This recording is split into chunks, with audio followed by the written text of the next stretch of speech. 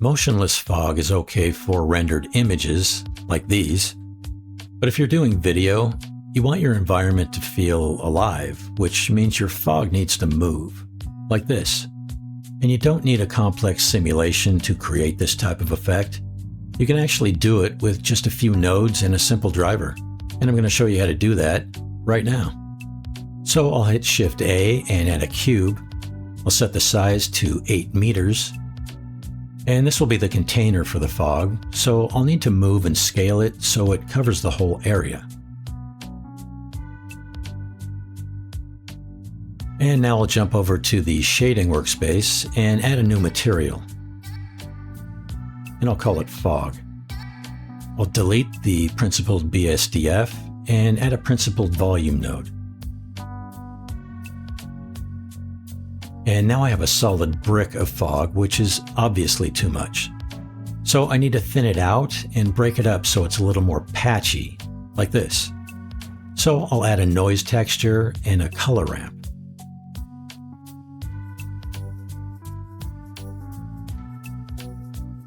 I'll plug the noise factor into the color ramp and then plug the color ramp into the density input on the principled volume. Then I'll click on the white slider to select it and then click on the white color bar. And I'll pull the slider down towards the black. And as I do that, you can see the fog starts to thin out. So I'll pull it down into the gray area, maybe something like that. And on the noise texture, I'll set the scale to 4, the detail to 10, and the roughness to 0.8. Then I'll adjust the black slider to add more contrast and break up the fog a little. And I think that's looking pretty good.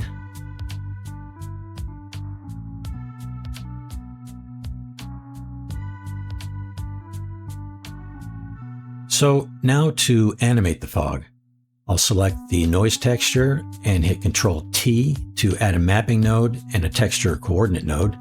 But you'll need to have the Node Wrangler installed in order to do that. So come up to the Edit menu, go to Preferences, Add-ons, and search for Node Wrangler and make sure it's enabled. Then hit Save Preferences and close the window. And now on the texture coordinate node, I'll plug the object output into the vector input on the mapping node. And that's going to change the appearance of the fog. So I'll change the scale to 1 and the detail to 6.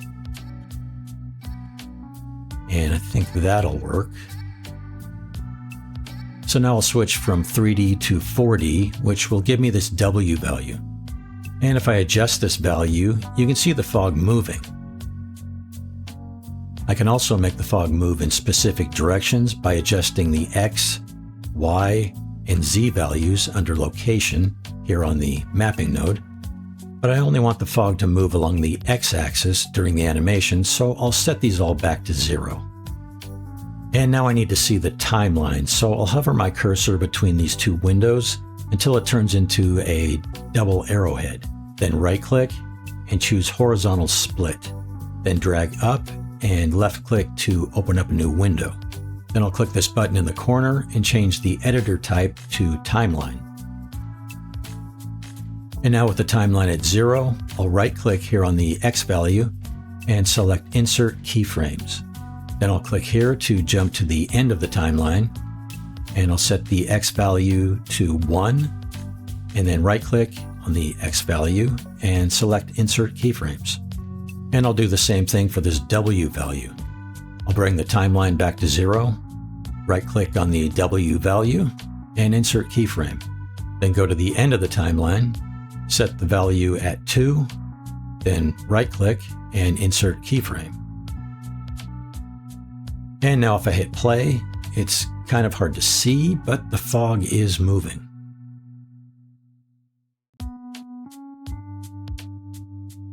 But there's a little problem. It starts out slowly ramping up until it gets to around 45, where it's now moving at full speed.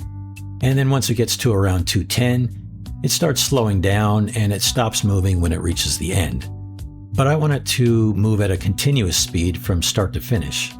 So to make that happen, I need to window select all 4 of these keyframes, then right-click, go to Interpolation mode, and choose Linear.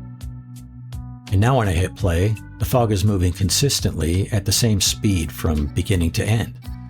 So I think that's looking pretty good, and I could stop here and render out a video, but I want to take it up a notch and add some dust particles mixed in with the fog. And to do that, I'm going to use geometry nodes. So I'll jump back over to the layout workspace and add a cube. And I'll make it the same size as the previous cube, and I'll name this one Dust, and I'll rename the other one to Fog, and I'll hide the fog for now.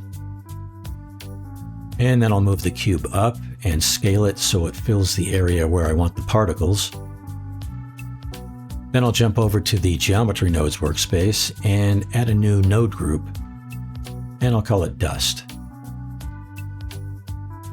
Then down here in the node editor, I'll hit Shift A and add a Mesh to Volume node. And this will do exactly what it says. It'll turn this mesh into a volume. So I'll drop it right here on the line between these 2 nodes, and now you see the mesh cube has turned into volumetric fog. But I don't want fog, I want particles, so I'll add a distribute points in volume node, which again will do exactly what it says. It'll replace the fog with points. So I'll drop it right here on the line in front of the mesh to volume node, and now you see I have these points instead of fog.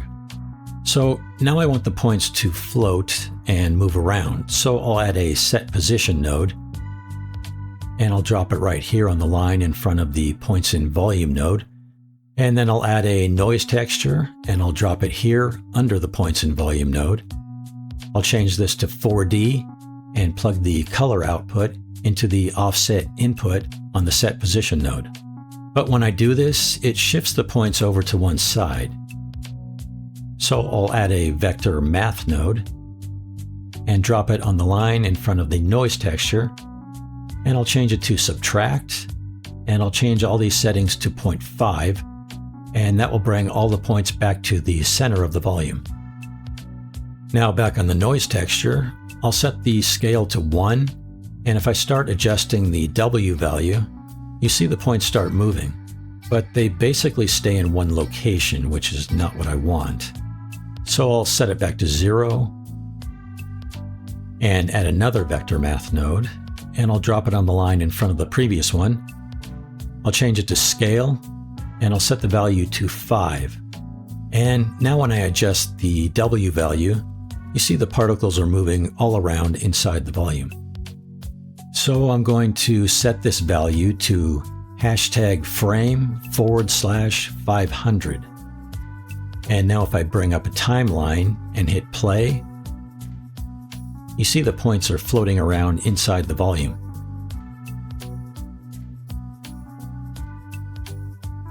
If you want them to go slower, you can change this to something like 1,000.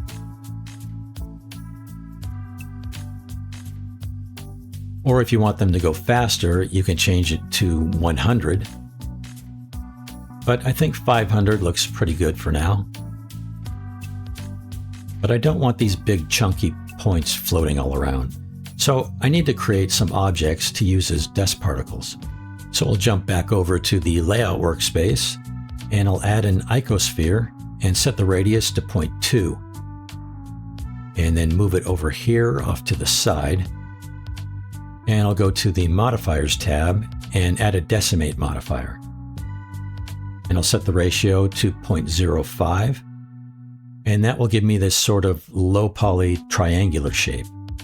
And now I want to create a few more, so I'll hit Shift D and duplicate this a few times. And for this one, I'll set the ratio to 0.08 and 0.12 for this one, and 0.15 for this one. Then I'll select all 4 objects, hit M, and select New Collection. And I'll call this Dust Particles.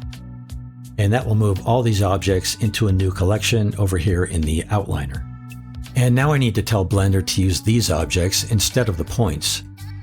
So I'll go back to my node group and hit Shift A and add an instance on points node. And I'll drop it right here on the line in front of the set position node. Then I'll add a collection info node and plug it into the instance input here. And now if I click here where it says collection, I can choose my dust particles collection. But now they're all over here, so I'll need to enable separate children and reset children. And now they're centered inside the volume, but if I zoom in, you see that all 4 objects are stacked on top of each other. So I need to enable pick instance. And now it's randomly placing one of these icosphere objects at each point. But they're all the same size and they're too big. So I'll hit Shift A and add a random value node. And I'll plug it into the scale input. And now you see the size of each object is being randomly scaled with a minimum value of 0 and a maximum value of 1. But I don't want the minimum value to be 0, so I'll change that to 0.1, and I'll leave the maximum at 1 for now. And that's doing a good job of randomizing the sizes, but they're still too big. So I'll add a math node and drop it here in front of the random value node, and I'll set it to multiply. And now I can reduce the size of the particles, so I'll set it to 0.05 for now. But I also want to randomize the rotation, so I'll add another random value node. And I'll change this one to vector, and then plug it into the rotation input.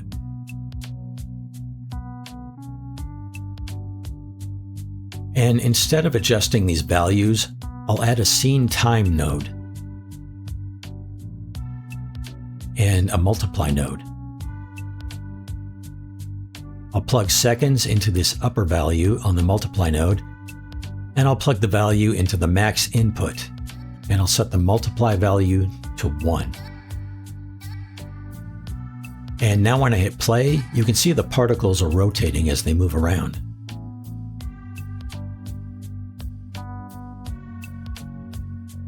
So now I need a lot more particles. So over here in the points and volume node, I'll increase the density up to about 30, and they're still looking big, so I'll change this multiply amount to 0.03. And you can also scale these original objects down if you want. So I'll select them and scale them down to 0.8. But if you do this, make sure you select each one, hit Ctrl A and apply scale. If you don't apply scale, the particle sizes won't change. So I think this size is probably okay.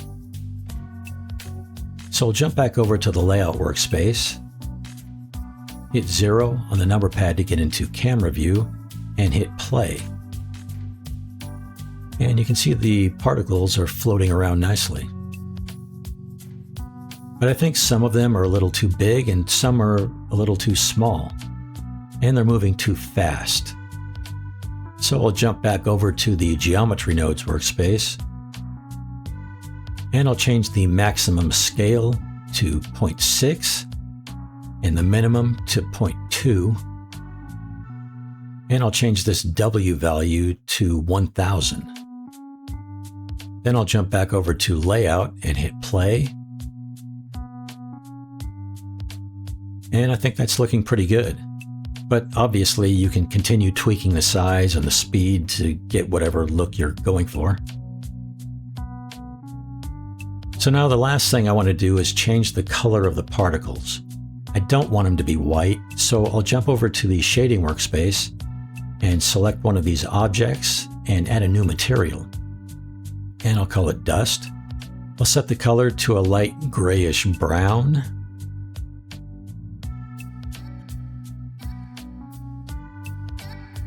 I'll set the roughness to 1 and the specular to 0.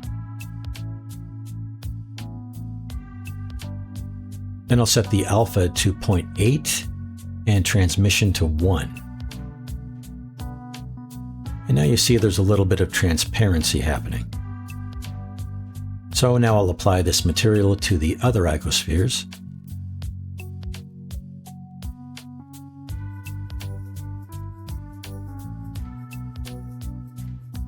And jump back over to Layout and hit play. And it's a little difficult to see, but the particles are moving.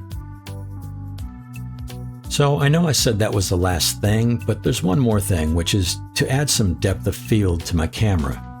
So I'll select the camera and come over to the camera properties and enable depth of field. And for the object to focus on, I'll click right here and then choose an object from this list. Or you can use the eyedropper and select the object you want to focus on in the viewport. But that can sometimes be difficult if you have fog or particles getting in the way. So I'll choose the skull here from the list. And now you can see the difference. The skull is in focus and everything else is blurry. If I turn off depth of field, now everything is in focus again. So I'll turn depth of field back on. And you can adjust this f-stop distance if you want more or less of an effect. If I set it to 1, now everything is extremely blurry. And if I set it to 4, now everything becomes a little more in focus. So I'll set it back to 2.8 and turn the fog back on and click play. But it's hard to see exactly what's happening. I tried running this in EV, but the fog doesn't show up and it just wants to max out my system and crash for some reason. And I have a pretty high-end PC, so I'm not sure what's going on. But if you want to see how your fog density and particles look, you can just do a quick render, then move your timeline and do a few more renders to see how it's looking. And if you think it looks okay, go ahead and render an animation. For my video, I set the X and Y resolution to 2560 to get a square video. I set the frame rate to 24 FPS. You could do 30 if you want, but it will take a lot longer to render. The frame range is 0 to 250. I specified the output directory to save my image files, and I saved them to PNG format. And the reason I save them as individual images instead of video is because if Blender crashes, I won't lose everything. And that's exactly what happened. I got to frame 183 and Blender crashed. So I just opened the file back up, changed this starting frame to 183, and hit render animation, and it started at frame 183 and finished the job. Also over here in render properties in the performance section, make sure you have persistent data enabled. When it's enabled, it tells Blender to save scene information in memory. If it's turned off, Blender will have to reprocess everything for each frame, which could lead to increased memory usage and potential slowdowns or crashes if the system runs out of VRAM. And before I render, I need to come over to the world properties and change my HDRI strength to 0.1 to darken the overall brightness of the scene. So I just have this area light illuminating the spot where the skeleton is sitting. So when you're ready, make sure you hit save and then hit render animation. And then go take a break because it takes a while to render out 250 frames. This render took about 2 hours for 10 seconds of video, so I'll just jump ahead. And now my images are finished rendering, so I'll make sure to save my file, then go to New, Video Editing, and that will open up the Blender Video Editor. And down here in the bottom sequencer window, I'll go to Add Image Sequence, and then go to the folder where my rendered images are located. Click on the first image to select it, then scroll down and shift-click on the last image to select all of them. And for the fit method, I want to select Use Original Size, and then Add Image Strip. Then I'll need to drag my cursor over and place it here on channel 1 and snap it to the blue line. And then left-click to accept it.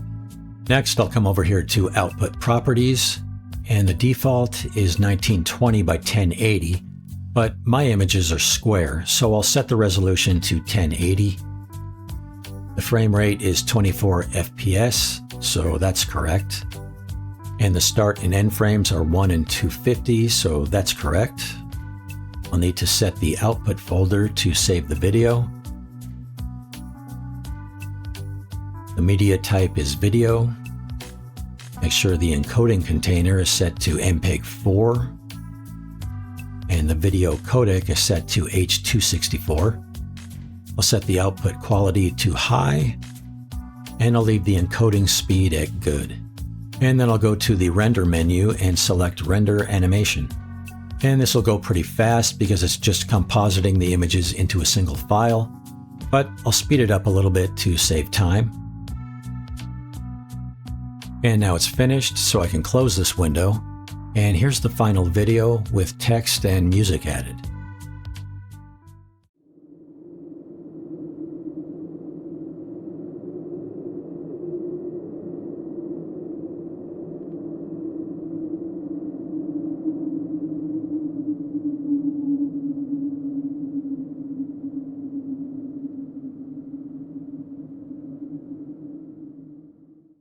Okay, that's about it for this one. If you have any questions or comments, go ahead and post them below. And if you found this video helpful, give it a thumbs up. And if you want to see more content like this, be sure to subscribe and turn on notifications so you'll always know when I upload a new video. So thanks for watching, and I'll see you on the next one.